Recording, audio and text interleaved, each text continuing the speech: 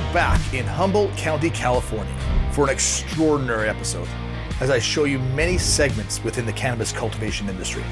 From an indoor living soil garden to a classic Humboldt mountaintop grow. Join me on my journey to this outdoor haven. Along the way, I'll stop at a processing and packaging facility, highlighting an ice water bubble hash operation. Ballpark, what is this street value of something like that? There's a Ferrari. Yeah.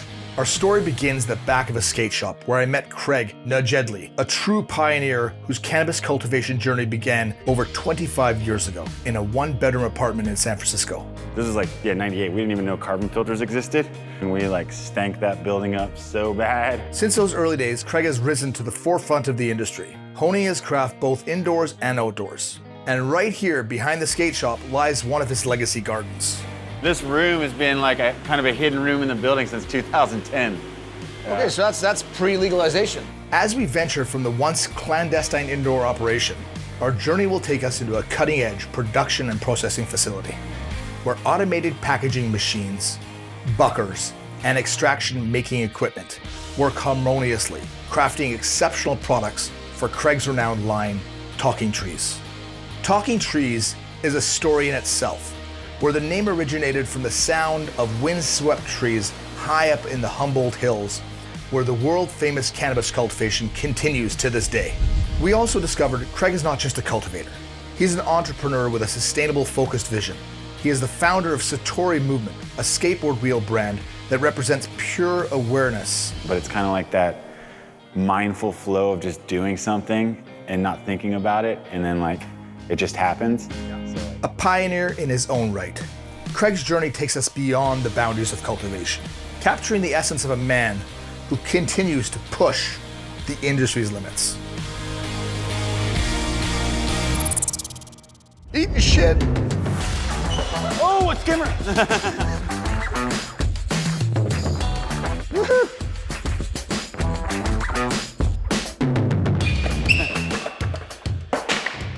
We're standing in front of stacks and stacks of skateboards. Yeah. I mean, this is part of your culture. This is part of who you are. Before we were growing cannabis in here and building it out to be more, this used to be a warehouse for Satori and Creation Skateboards was my deck brand. So these are just all different decks that we've made over the years. Creation Skateboards started in 2004.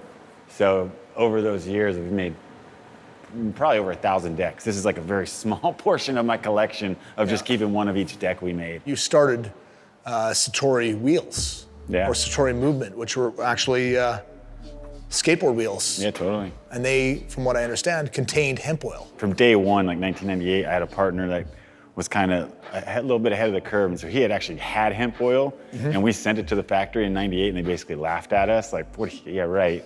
But then 10, 20 years later, as we did more business and the brand grew and people's minds got more open to hemp and cannabis, they were finally willing to test it. And so we were able to put 15% hemp oil into a skateboard wheel as well. Super cool. So that actually just came out last year. And so we did a collab with Talking Trees and Satori for the hemp oil skateboard wheel. And I mean, interestingly enough, you actually have a skateboard, which I find fascinating, that was made out of fishing nets. Yep, from the ocean. From the ocean. Yeah, this is a collab we did with a brand. I mean, this is pretty old. This is about 10 years ago we did this, but this brand, Burrio, made these decks out of fishing nets from the ocean, which are really cool. And then we had the eco-friendly wheels. So these are our eco-themed wheels that have the veggie oil in them. Yeah. So we collabed with them. They were looking for a good wheel for their decks that they made. And so they put our eco-friendly wheels on their fishnet decks. Mm-hmm. It was a pretty cool little project. What does Satori mean? Yeah, well, Satori came to me from reading a book called Way of the Peaceful Warrior when I was younger. And it means pure awareness, a sense of enlightenment, but it's kind of like that mindful flow of just doing something and not thinking about it, and then it just happens. Yeah. So for skateboarding, it's if you're rolling up to a 10 stair to hit the rail or do a trick down the stairs, you got to get in that flow. If you're thinking about it, you're not going to land it. And so Satori just kind of related to skateboarding for me, and so I thought it was a perfect name for a company. So when my buddy was like, hey, I want to start a company, what should we name it? And I was like, Satori, we don't even have to think about it. Yeah. And I was all from reading a book and just being in my younger, hippie-ish kind of trying to find the world days. And, it's a great name, because I mean, anybody that skateboards, surfs, snowboards, knows about getting in the flow, and that's what makes for a great ride. Totally. It's just being in the moment and present, and I think it's a great name for anything cannabis or hemp related. I mean, how long have you been growing? Well, I actually started growing, funny story, in 1998, like in San Francisco in a 1-bedroom apartment, like 2 blocks from Ocean Beach out in the avenues. This was like, 98. We didn't even know carbon filters existed. So we had a 1-bedroom apartment, me and my buddy. And so the bedroom was the grow room. We had 4 lights in there, and we like stank that building up so bad. Yeah. And made the mistake of using Nog Champa to disguise the grow. Oh, yeah. And we totally Nog Champa'd one of our grows. Like Oh, the actual weed, like weed the smelled like weed Nog got, Champa? yeah, exactly. The incense Yeah, transmitted over to, so everybody's Yeah. like, dude, this weed smells like incense. Yeah. That's Yeah. hilarious. Yeah. So, and then about a year or 2 later, we finally discovered can filters and changed the game. Yeah.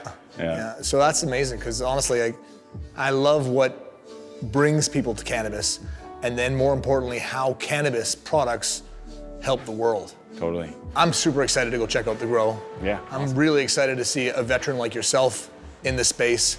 I mean, a lot of people are coming to cannabis, they're 4 or 5 years in, and they're like, I'm a veteran, I'm a master grower. How do you feel about that? I've been growing for 21 years, and I would never call myself a master grower. Yeah. Experienced grower is more what someone could take, because it's always changing. Genetics are changing, new products in the market. I mean, you always got to be learning. It's And crazy. so- Like technology with LED, technology with Trollmaster, all these things they're pushing people to yield way more per square foot. Yep. And so I take I'm always going to be a novice, so I can try to learn more I think and it's a keep great improving. approach. That's exactly the approach I take. I mean, it's cool enough that we're in this building, seeing the skateboard, seeing where you started, Yeah. and you always had a garden on the backside, and that's pretty, Yeah. pretty cool. Definitely. Let's go check it out. Yeah, let's.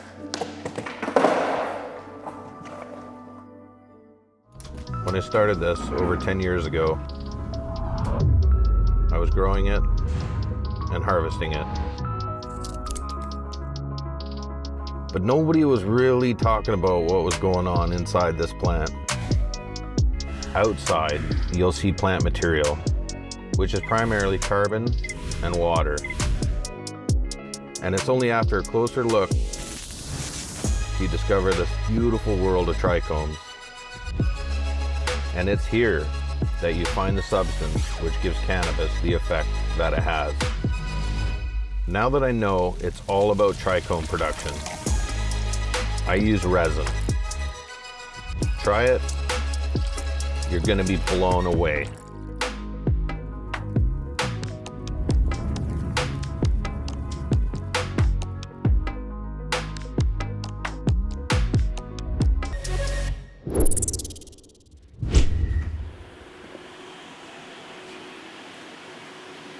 That's some good looking indoor. Yeah. It's room I've had going since 2010. It's the garlic cookies in here right now. Yeah.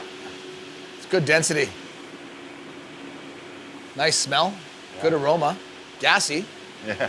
It's really nice. Yeah. That's what people really are looking nice bud. for. Yeah. People like the high Yeah. potency. Usually tests around 32% THC.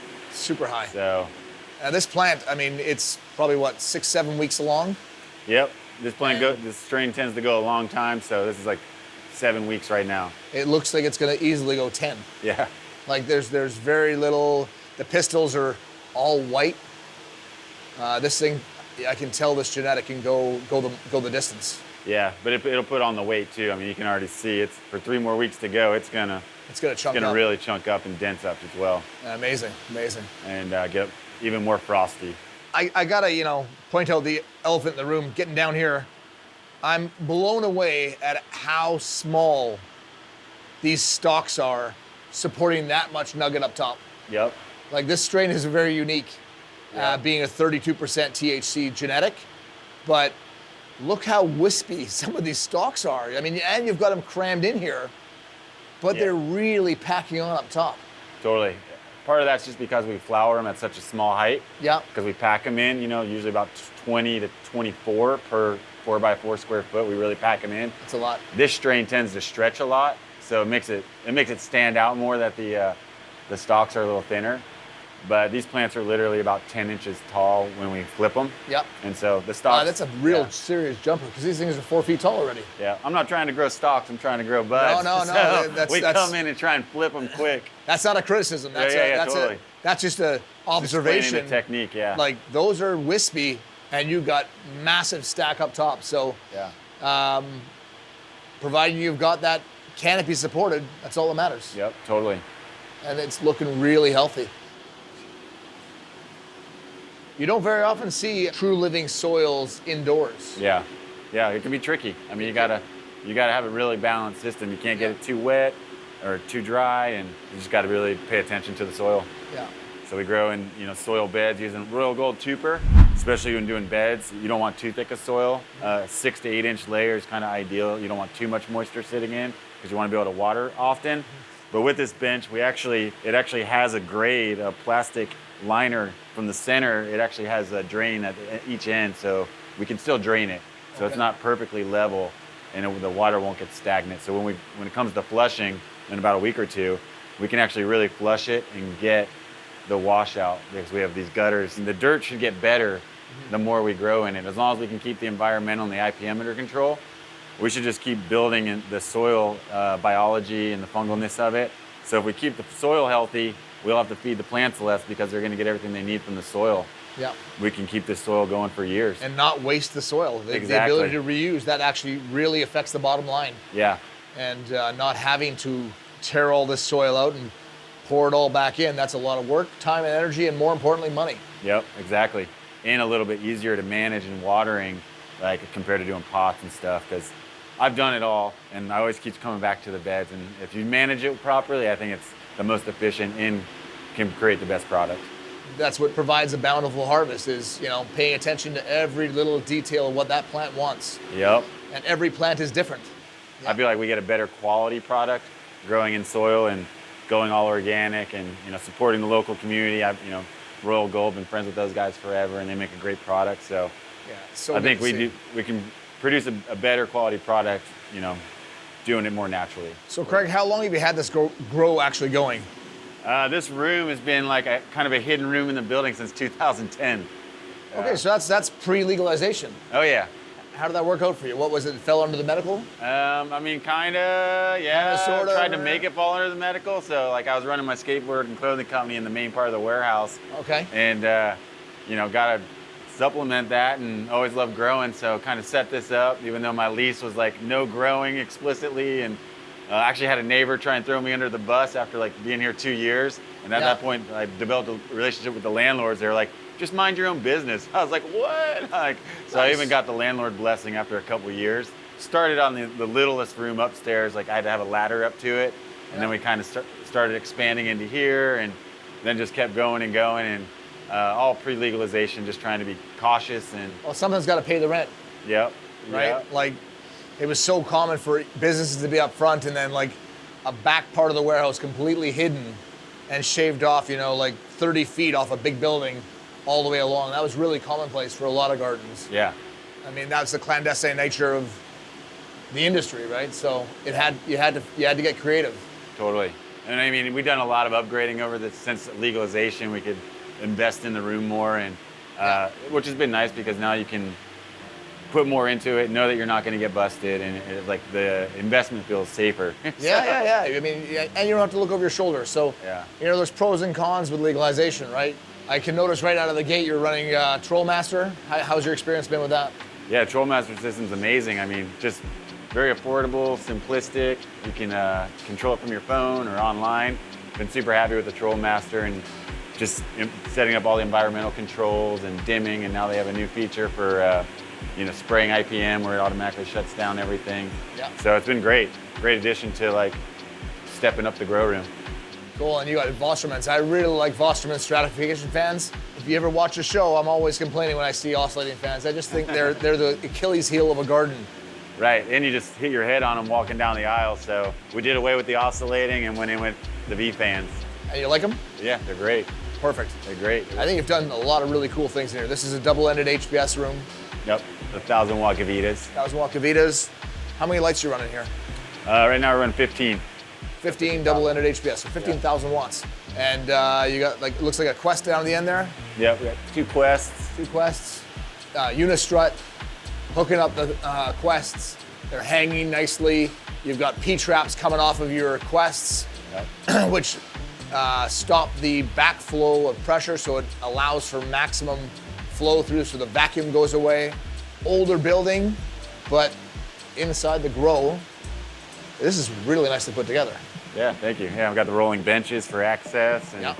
in an indoor environment, everyone's like, oh, indoor's indoor, but honestly, it's not, because indoor here is different than indoor in Colorado, Arizona. Just no building is so like armored in a way that it's not affected by outdoor environment as well. Here we're on the coast, so we deal with a lot of cold, and then it can get hot, so it's like you gotta always be paying attention to the outdoor environment to control the indoor environment. So because true. They're not all the same. No, no, and you gotta build your rooms accordingly. Yeah, totally. That's super cool that this garden has been around, you know, over 10 years. Yeah. And you were selling skateboards and your Satori gear on the other side of the building while having a clandestine garden and actually having it still here during legalizations. That's pretty cool. Yeah. That's staying power. So where does a fish keep his money? Where? The riverbank. Why are we friends again? I own the boat. That's right. I need to buy a boat. Don't post that anywhere. I called in sick today. Look! Holy smoke. You may have just captured the most important discovery of our time. Reports are now coming in about the story of the 2 fishermen who captured an unbelievable video. Launching our own investigation using sophisticated software, we confirm what appears to be Green Planet's Backcountry Blend, intended as an economical choice for outdoor growers. This granular nutrient system is designed to be broadcasted across your outdoor crop. Feed less with great results.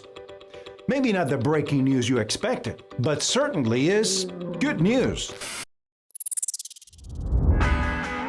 Today's cannabis industry has gone through a remarkable transformation, leaving behind the old days of manual labor and embracing the same technologies that was developed for the food and pharmaceutical industries.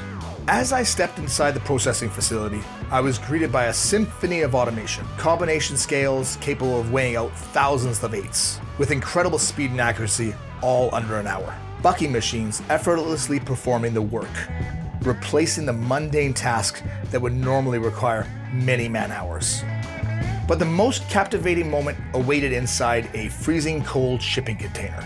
Without the presence of advanced machinery, it was a team of warmly dressed individuals engaged in the artistry of sifting and washing fresh frozen cannabis to create what is known as bubble hash.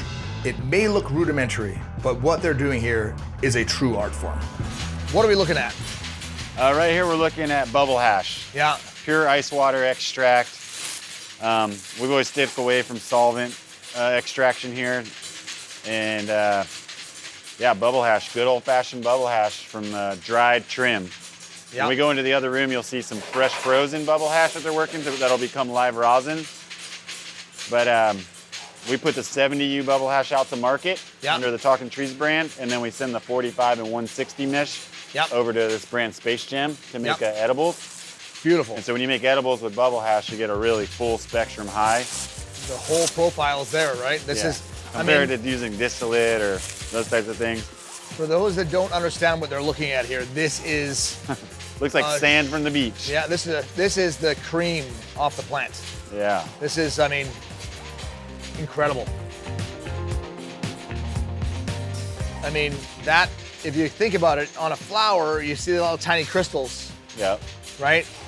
And this is just crystals condensed. This is a concentrate. Yep. It's a form of a concentrate that's not using any chemicals. Yep.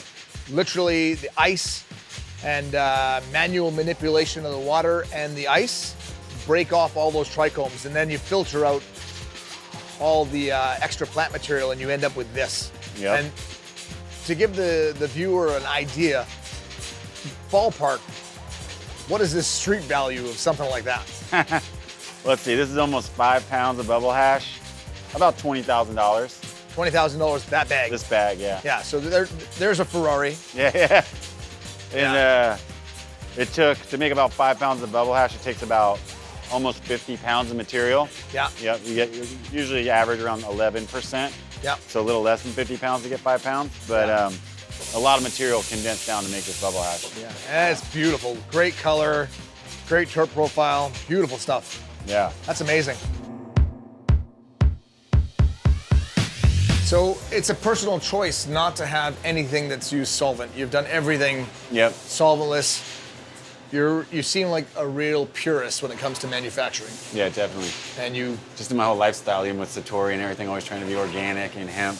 So I just never even had interest in pursuing the whole volatile market, which turned to be a blessing because it kind of hit the bottom in the last couple of years. Yeah. And so we've always just focused on, traditional ice water extract. Yeah. These are the freeze dryers that kind of cure the product. A lot of freeze dryers. Yeah, we're getting about 2 more in. We had them custom plumbed up so the pumps are up outside of the room. Okay. And this is what makes the finished quality of the hash be so good, so that you don't have that darker color, because if you're not using the freeze dryers, you'll get that darker color hash. So this is ripping off all the moisture after you've done the bubble hash. Right. You've extracted it, and this takes the temperature so low that it removes all the moisture quickly. Yep. And it gives that pristine, like fresh extracted type of look and flavor to it. You're able to really keep the terpene profile this way. Totally, yep. And back here they're extracting, this is fresh frozen hash they're working on to then make live rosin. So one thing I noticed right out of the gate, obviously it's freezing cold in this room. Yeah. Employees have to work with winter gear on for their full-time being in here. Oh yeah, when you're working with the hash and just the pure trichomes, you got to keep it really cool, or they'll just glob up, as soon as there's any heat involved or even room temperature involved. So the key to working with the solventless product is keeping the temperatures very low, cool, and dry. So this is a freezer within the facility. Yeah, not quite freezing, but almost refrigerated temperature. Yeah. And what are these guys doing in front of us here? So these guys are prepping, this is a little bit different bubble hash than we just looked at outside there. That was from dry plant material. Even though it looks similar, this is from fresh frozen material. Okay. The process to get to the hash is still the same, water, agitation, ice. But this material is actually a higher grade that will then get pressed in these screens through heat and pressure to make live rosin. Yeah. So it takes the concentrate like one step further. And so when a bubble hash is typically between 50 and 60%, once we press this out into rosin and get that liquidy goo dabbable product, it'll shoot up to mid-70 up to 80% THC. So this is completely the trichome, void of stalk, void of chlorophyll. This is the purest possible preservation of terpenes and overall all cannabinoids. Almost there. Bubble hash still always has a little bit of impurity in it. There's still gonna be a little bit of plant matter. You can actually see the different colors on the tray or the different screens. Yep. So once they press this into the rosin, that's where you get the absolute purest. That's where you get all the plant material out whatsoever. And the terpenes actually act as the extraction method. They melt and all the cannabinoids flow with the terpenes, which is really cool. Yeah. Hence the term solventless. Right, yep, totally. Super beautiful looking extract. Yeah, and it'll make a very high-end product. It's beautiful. This is the art of hash making. Yes. Now this is about an hour away from our headquarters. It's beautiful up here. Yeah, this is Pacific Northwest. This is what it's all about. This is why we are where we are. We can live anywhere in the world. We can choose to live anywhere we want. We love living here. I agree. First kayaks ever in this lake, probably ever. I would hazard a guess and say first human beings in this lake. I mean, this is a glacial-fed lake. We're up here to demonstrate how beautiful and how clean our water is and the environment that we have and care and protect. Every little bit of Green Planet nutrients encompasses this. The purest, cleanest water, the highest quality source nutrients. We care very much about ensuring that your plants get the best nutrition possible. All the water that we get comes from lakes and glaciers like this. One major advantage we have over every other nutrient manufacturer globally. I think Green Plant's going to have a major role in the future of the industry. We're innovators, we create new products every day, and we'll be at the forefront of the movement. We're quality focused, we're result based. We have to make sure that the end user has a positive experience every single time they use a green plant product.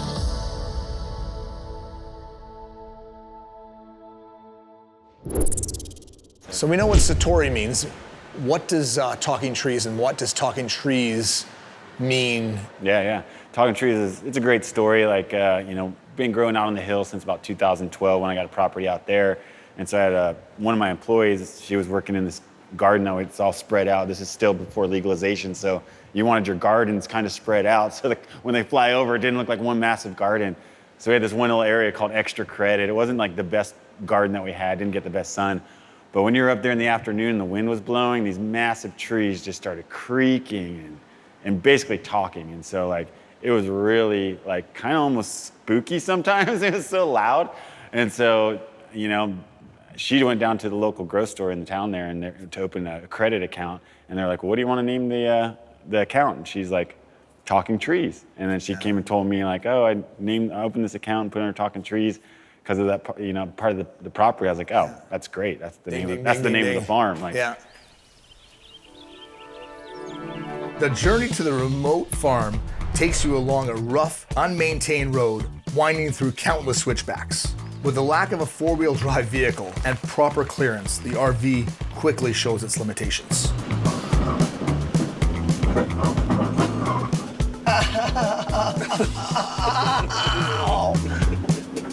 Yet despite the challenge, there's always a sense of peace in these dense forests. The Humboldt Hills possess a unique allure that's attracted people looking for a simpler way of life since the 1960s and 70s. Here they found the freedom to live off the land and cultivate whatever they wanted, including cannabis.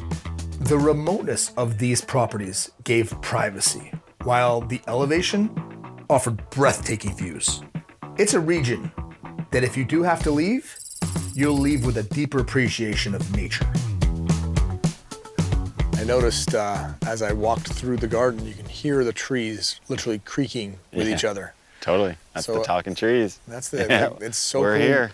It's so cool that you're able to actually grab that little element and recognize that typically in the forest, you don't hear that. It actually sounds like a woodpecker. Yeah.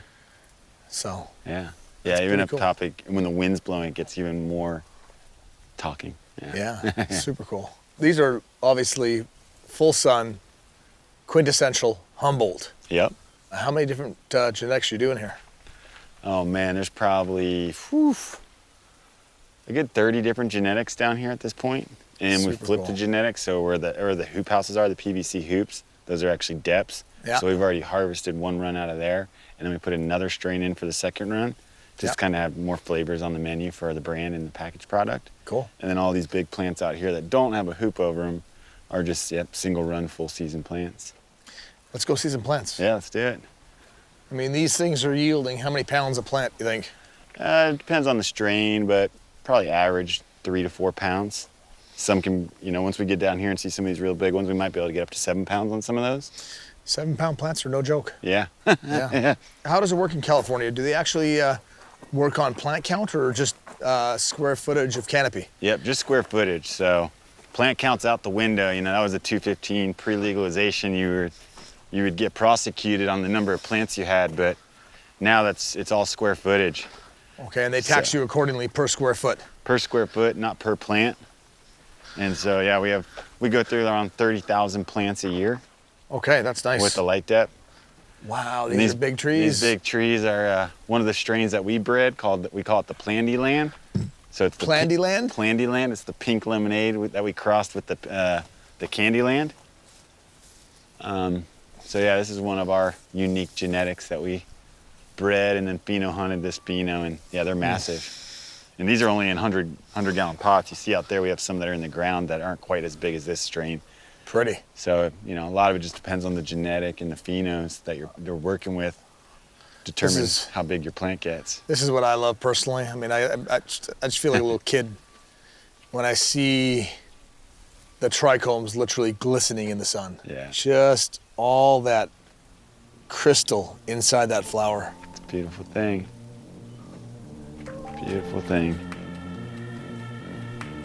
Was this garden this size pre-legalization? Yeah, this garden's been this size. for a good nearly 10 years. Yeah, we're way off the beaten path. Yeah, and with the way Humboldt County did it, actually, I mean, the more illegal and going for it you were, the more you got rewarded once legalization happened, because we're on like a timber production zone property. Yeah. So it was like, well, you can do what you were doing, but you can't expand, and so we'll grandfather in whatever you were doing, no matter what size it was. So crazy. But you couldn't apply for new permits on this type of property to go, oh, I was only doing 5,000 square foot.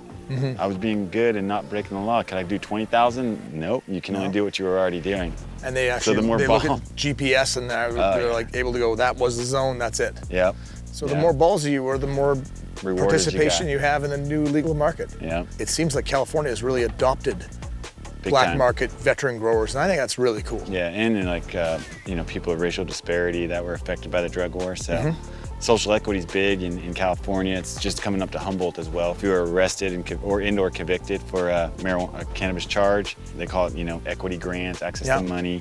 The cities like Oakland and San Francisco are really big on that. So people of color or you know, anyone with a conviction related to cannabis. And some of those municipalities, you have to have an equity applicant as part of the project, actually. Crazy. Yeah, I'm pretty I sure really Oakland like that. That seems like the right way to do things. Yep, and they're starting to, you know, reverse all the cannabis convictions that were on the books, and yeah. So because you were convicted 3 times, all that's going off? Yeah, and once there's access to social equity programs up here, I'll be able to apply because I've got cannabis convictions. Who would have thought, right? Yeah. What a crazy world, The times have changed. It's really awesome. Why specifically this location?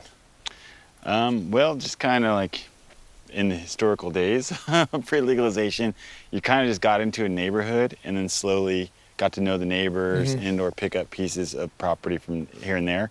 There's actually 4 parcels here that I have now. But I started on like a much smaller parcel next door. It had a little cabin.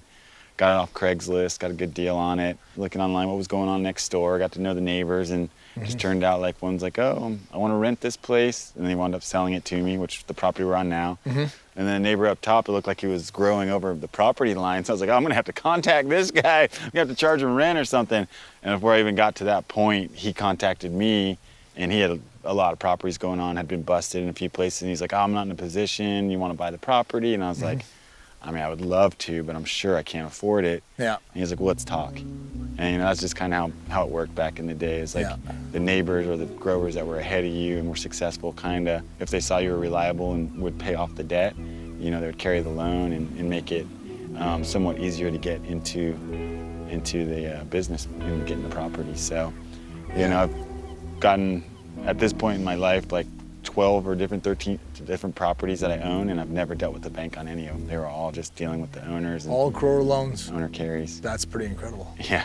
You'll find, I mean, it's a zone in the world that neighbors literally watch out for neighbors. Yeah, totally. Because your neighbor's probably growing too. Oh yeah.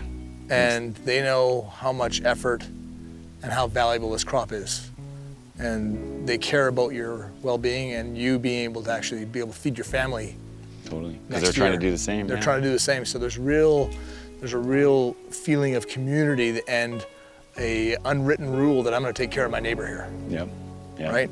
And I think another, particularly about this site in particular, but in Humboldt in general, is the elevation. Because really the most prime elevations for growing cannabis, in my opinion, is between like 1,200 to 1,800 foot elevation. You start getting over 1,800 foot, you're getting cold, you have a shorter season, you get too much lower and you're in these valleys, you still get fog off the rivers and more moisture.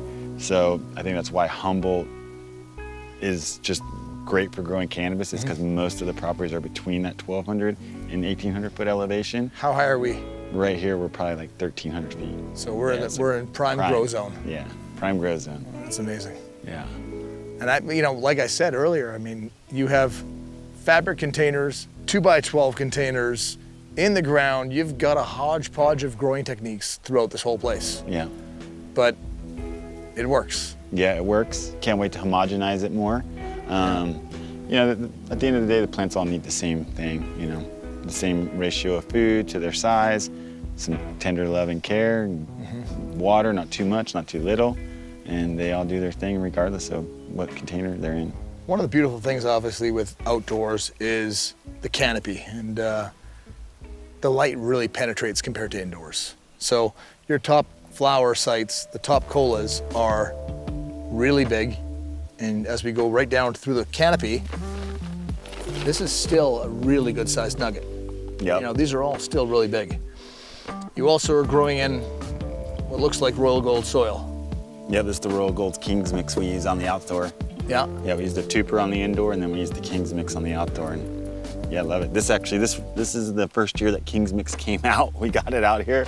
So this soil's been here for probably 5-6 years now. 5 or 6 years, and still performing well. Yeah. Well, what we do is, we amend it in the spring. Well, first we test it, then we amend it, and of course we're always feeding living biology and fungal matter through the season. And at the end of the season, we just let the rain hit it. The Naturally winter months, flushes. It's gonna flush it. Yeah. Super great, and then retest the soil, add what we need to get the balances right between the NPK and some micronutrients, and then just start feeding it up again. Start all over next year. Yeah. Beautiful. So it's amazing. Yeah, I mean, we buy it in bulk. We get it by the truckload, so we're not using so many bags. So if we convert all of this to the greenhouses next season, I'll be getting lots of Royal Gold out here. Beautiful.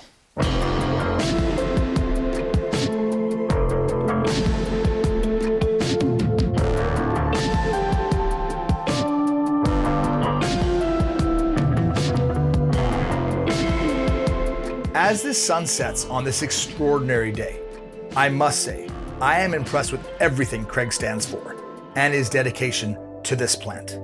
I hope you've enjoyed another glimpse into another pioneer in this industry. Until next time, this grow has been exposed.